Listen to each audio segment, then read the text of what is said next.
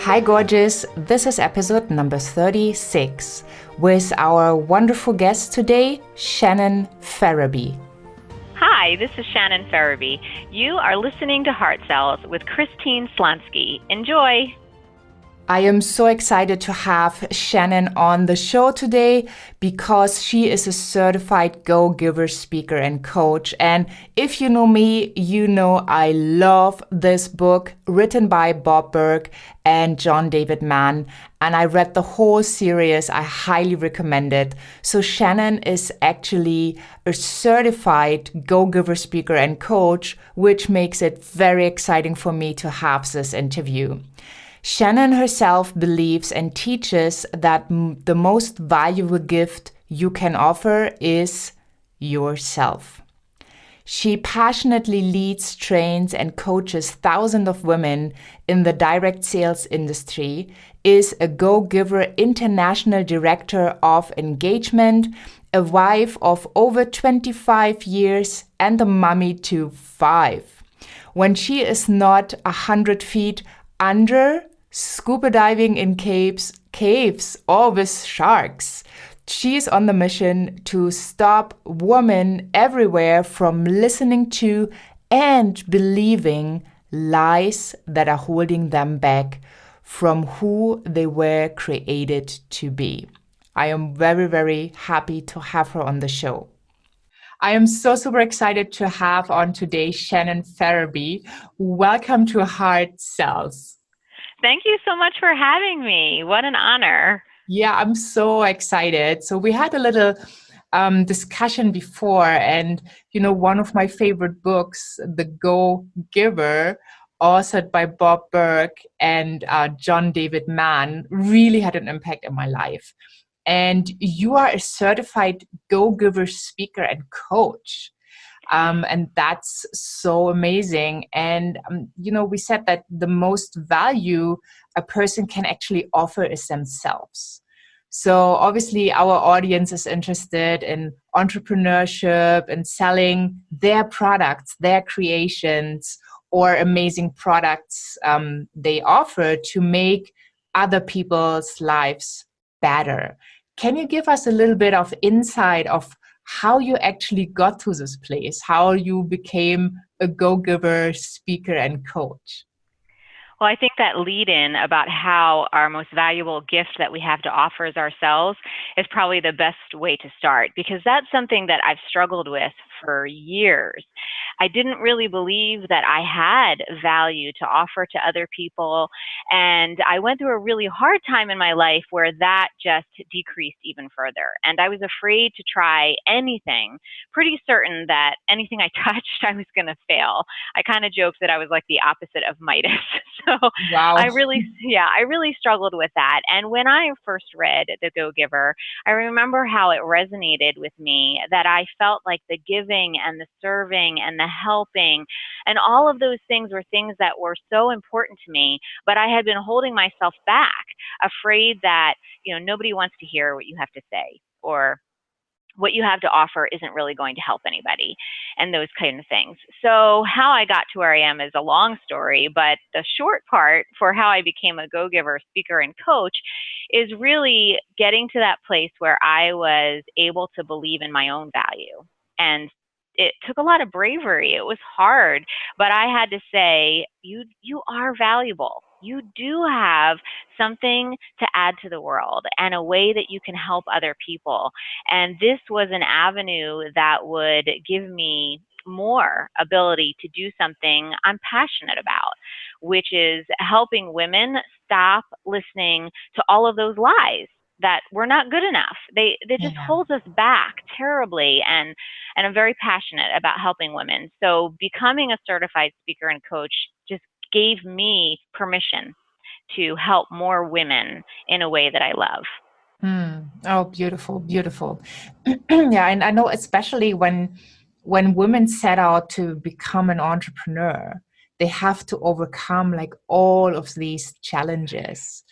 Right? I often see that when women are really, really good in a career where they're told what to do, and then deep down inside of them, they know that there's so much more.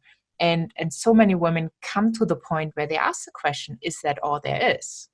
Right? That for me, I came to the point where I ask myself, is that all there is? Like, I mean, it's nice to have the next, step in your career, the next cool title, the next salary that pays more than the one before. But there was more.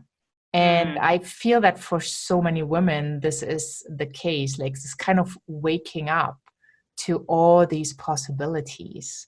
So when you went through your, let's say, dark time and hard time in your life, what was that spark that actually started to set you on that journey where you knew you were telling yourself lies, of not, adding enough value, or maybe of not even being a person of value? Okay. So I think that what happened, first of all, was that I had some commitments and things that I had set. I had just joined my direct sales company when kind of the bottom of my life fell out, but I had booked craft shows. And I'm a responsible person. So even though I didn't want to get out of bed and face another day, I think I felt like, you should go. You told these people you would be there. You should go. I think the people pleaser in me, didn't want to make things any worse. So I went. And I started selling our products, and the team started growing. I really didn't feel like I was adding any value still at that point. I felt like I was just meeting an obligation. But what really started to open my eyes was when I would hear back from the women that I was helping in some way, either a customer who had been really helped by our product, or from especially a new member of our team who I was speaking into their life, who I was encouraging them, oftentimes saying things that I needed to hear myself. I could see in them, it was like a mirror. I could see in them that they were listening to the same lies that I was struggling with. And then I would shout back at them, don't listen to that. You can do this. That's not true. You are amazing. And all the while, of course, it's, hitting me back in the face. And so when they started coming back, and this took years, it was not a quick process, but when they started coming back, writing me letters, sending me text messages or private messages, and saying, it's because of what you said that I got out of bed today and tried this again. It's because of what you shared in your video that I decided to do XYZ. And it's those messages coming back to me that spoke the loudest and said, okay, you are actually giving value here. It is worth something. It is helping people. And so what I like to say is that self-pity and isolation for me was the fertilizer for my lies. The more I felt sorry for myself, the more I isolated myself, the more I believed in those lies, and they just grew. But when I helped other people believe in their value, it grew my own belief in my own value. That's so beautiful. So basically you gave first. I gave first. Yes, exactly. Yeah, how beautiful. So, I mean, now you seem so confident and like balanced. And I mean, we're having a video call right now, but the audience can't see you. It's like, it's really beautiful to see that energy. When you started that journey, was there maybe one tool or one thing that you could go back to find that inner confidence and harmony? The very first time I spoke in public was a moment for me, because I always liked talking. That was something I think I was born doing. But I also was always told to sit down and shut up. And so for most of my life, the thing I was most passionate about and I enjoyed doing the most was the thing other people kept telling me to stop doing. So when I had an opportunity to share at my company's first convention, they didn't have a trainer, they didn't have a speaker. And so it was just me by default. And no one had ever heard me speak before, and I hadn't ever done that type of venue. but they needed me. And so when someone needs me, I'm going to step up to the plate. I'm going to do my best. And so I remember thinking, okay, here we go. I don't know what they're going to think, but I'm just going to be me, and I'm just going to do it and see what happens. And afterwards, so many people came up to me and said the kindest, most encouraging things. And I just cried and cried and cried, thinking they liked me. I did a good job. I must be good at this. This is something I can do. And then it just spiraled from there. But it's often other people encouraging me that brings me to a place of moving forward again the next day, which makes total sense because that's what I do to help other Yeah. women. Yeah. And I need that too. I need my cup filled so that I can pour into other people's lives. And if I don't get that for long stretches, I will struggle. I will Mm. start to listen to the lies again, and I will hold back until something gives me a boost. Yeah. So that's why I think it's so important to have like all these yes, let's say strategies in place. So like listening to podcasts or to online summits or go Mm-hmm. to events and have the communication so that we get the feedback that we're just not all alone by ourselves and trying to figure it out because, asking for help and just showing up, I think is a huge part of success. I agree with you. And just this weekend, when I was sharing with a group of women about the 5 steps that I recognized I went through in my life, getting from that terrible, dark place to where I am now, I didn't do those things on purpose because anyone told me to. But I like to share this little story. There was a willow tree in our yard that we cut down to the stump because it fell right next to me and my son and literally almost killed us. And we cut it down to the stump. And I often think of my time and my journey as feeling like that I had been cut down to the stump. And I relate so much to that feeling of just wishing someone had just ground me into the dirt and been done with it. But instead, I just sat there like an ugly bare stump, useless, ugly, no longer providing the value that that tree used to provide. And then one day, years later, when I was in the yard, I looked and that willow tree grew back. And for me, that was astounding because I didn't know that willow trees could do that. And I literally stood in my front yard staring at this beautiful tree with tears pouring down my face. And I said, Shannon, you grew back. You're just like Willow. And then I had to figure out, like, how did you get here? I didn't think it was possible to get to this place. So I came up with these 5 steps that I think I went through. And one of them is show up. It's show up for life. You've got to surround yourself with people and voices and books that are going to force you to listen to good, positive messages.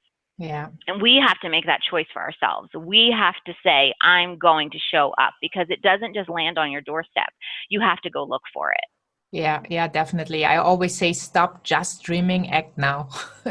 There You you go. know, so many people are sitting on their couch, like, kind of Mm-hmm. expecting that life delivers like you would order a pizza, but it's not going to happen, right? The pizza guy is Not going to bringing the happen. pizza, not your dream. Yeah. And I think you put everything into a beautiful book called Success Unwrapped. And you're offering a free chapter at shannonferraby.com. That's And right. yeah, so I'm just going to put the link in the resources for that podcast so people can have a look and be inspired. Thank So you. what are the other 4 steps? So one is showing up. Well, the first one is what I like to call a gimme, because I think when people are really struggling with believing in themselves, anything that has a list of things to do, it's tempted to say, too long, too much, can't do it. And then they don't try. So number 1 is just wake up. That if you wake up and your eyes open and you've been blessed with another day, that's step 1. Wake up and be grateful that you've got a clean slate and you can try again. And then you can say, all right, there's only 4 more. I did the first step already. And then step 2 is to get up, because women especially, sometimes just putting your feet on the floor is the hardest thing you're going to have to do all day. Taking the covers off and putting your feet on the floor. It's not easy, but it's our body's way of saying, I'm going to do it. I'm going to do it. And so that's number 2. It's get up. And then number 3 is show up. And that is where we leave the house. That Yeah. is where we recognize that that self-pity and that isolation is a fertilizer for the lies we're listening to, and we're not going to take it anymore. We're going to show up for life, and we're going to surround ourselves with good things and good people. And then the next one is build others up. Because again, as I mentioned earlier, I found that as I was pouring into others and helping them believe in themselves, it was just coming right back to help me believe in myself, as I recognize that just giving someone else what they need is value. Yeah. And so that's number 4. And then the 5th one is never give up, because all of these things are wonderful, but they don't stop life from happening. And that means that you're still going to have bad days, and you're still going to have obstacles to face.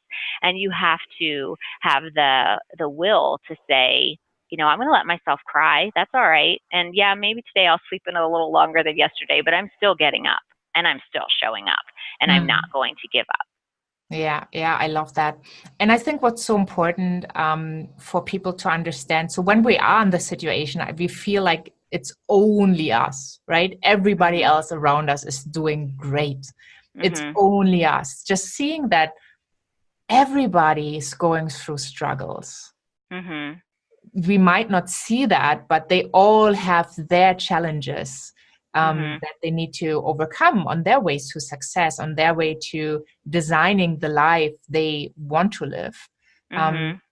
So I think it's really, really helpful to teach people that, you know, just by waking up, getting out of bed, that's could be the hardest part during the day.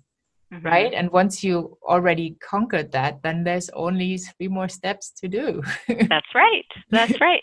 And that's one of the things I love. We were talking a little bit about Bob Berg and John David Mann's book, The Go-Giver, but when it talks about the law of authenticity and showing up as your true self, you know, that's one of the things that I love the most about that is that I find, especially in today's social media, we paint a picture of ourselves that is not true. We only post the good photos. We only share the positive stories.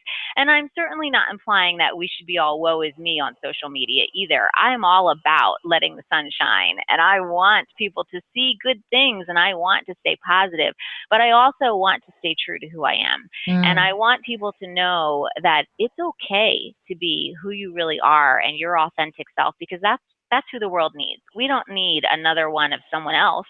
We need you. And that means that some days are hard, and some struggles are things you're going through at the moment. We can help each other go through those things. So, yeah.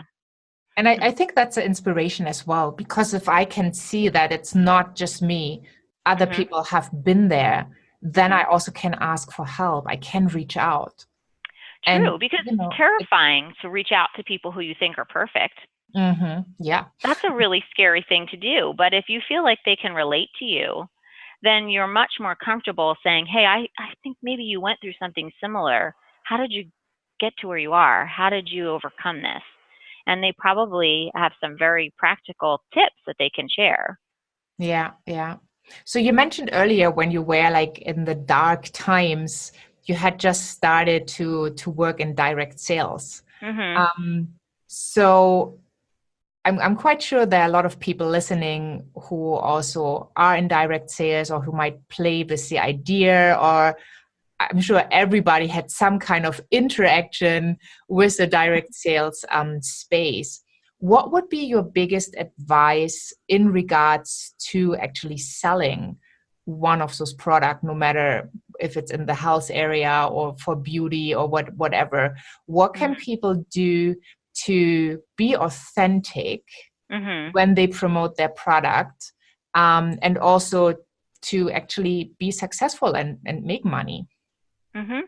Well, you know, I was thinking about that when I was looking through some of the possible things we might discuss. And one of the things that you mentioned was, how did you get over the rejection of no?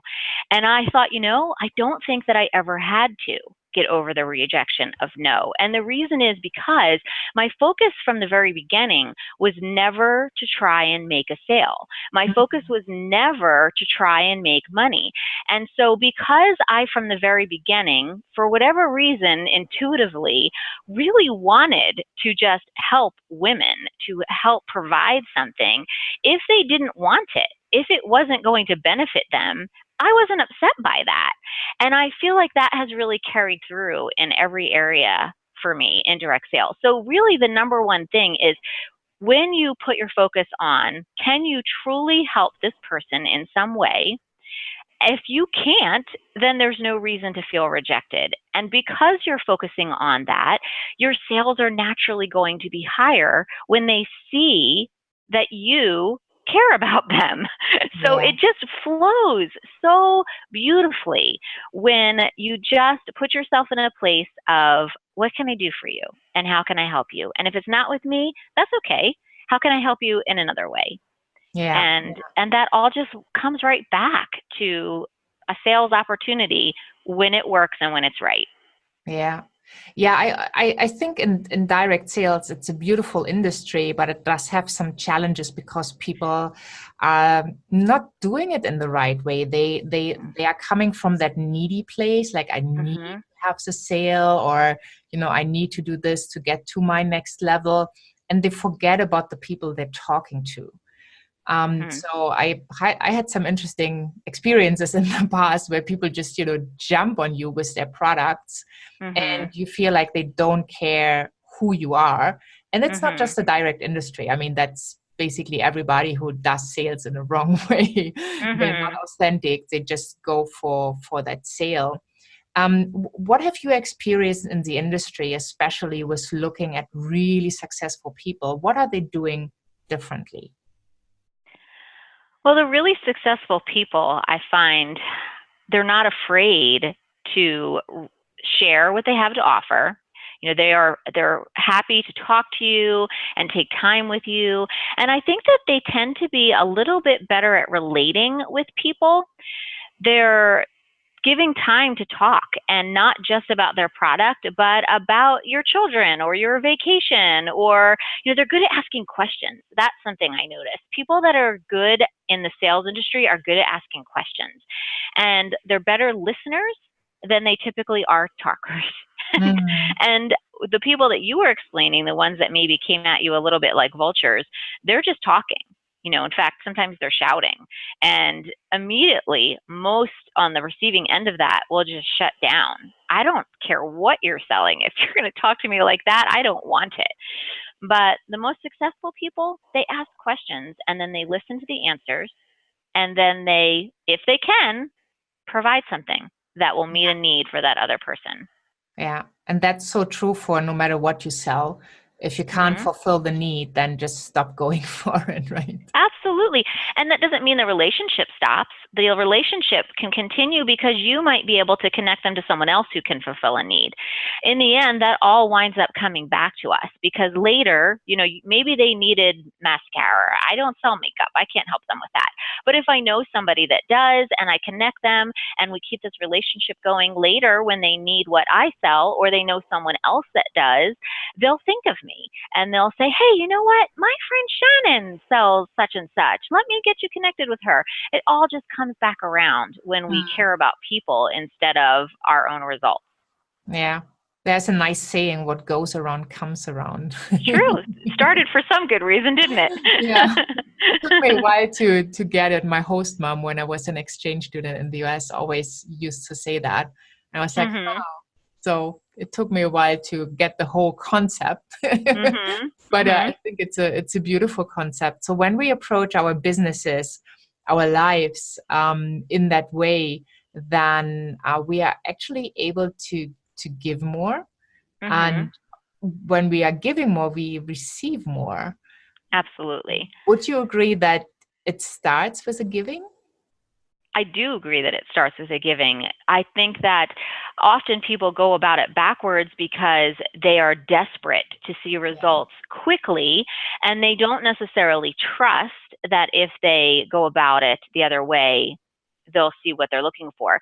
But if you took two people and you had one going about it with giving first and another going about it with just trying to take, this one will wind up being ahead in the receiving department as well. So yes, when you give, you wind up receiving as long as you're open to it. You know, there are times when people have a really difficult time accepting something back. And so that's a whole nother discussion. But as long as you're open to it, yes, the receiving comes and you stand back and go, wow, how did I get to this place? And it's from giving, from helping others. Wow, that's beautiful. That's so wonderful to kind of wrap off the session. And I would love to explore more like the trust part and the receiving part with the next interview. So people can actually find you on your homepage, where you also have a free chapter to your Success Unwrapped book, which kind of takes people to the story. Can you share a couple words with us what this is about? Sure. Well, Success Unwrapped is really my story of how to succeed in direct sales is really what it is. So any sales person could benefit from it, but it takes them A to Z through all of the different things that I've learned over the past 9 years in this industry. Everything from customer care and follow-up, but a lot of personal things as well about giving and about being yourself and being authentic. And so it's all kind of woven in throughout that. And the big picture in the end is that when you give yourself in all of these different ways, A to Z, what happens in the end is you unwrap your success. Yeah. So where do people need to go to get that free chapter? To get the free chapter, if they just head right to www.shannonferraby.com, they can see on the homepage where to access that free chapter. Okay, wonderful. Well, thank you so much for your wisdom, and I just love the light and the approach you found to support so many people. So thank you so much. Thank you so much for having me. It's been a real pleasure. I just loved Shannon's story. That is so true. We are telling ourselves lies, and sometimes way too often, and beating us up in our minds and telling us that we might not be good enough or worth enough or whatever it is. So especially in sales, it is so important to see your own value and to really go for all you got and to shine your light so other people can see you. I have put all of the information for you to connect with Shannon on ChristineSchlonski.com. Make sure you hop on over to the show notes and all the resources we are sharing, as well as a podcast episode. And there's also the opportunity for you to subscribe to my empowerment notes. This is a weekly newsletter where I share amazing free content with you to empower you on your journey. So hop on over to ChristineSchlonski.com. And I'm so happy you've been here today. Thank you so much. Have a wonderful day wherever you are in this beautiful world. And tune on in to the next episode where we continue the amazing conversation with Shannon. Have a wonderful day and bye for now.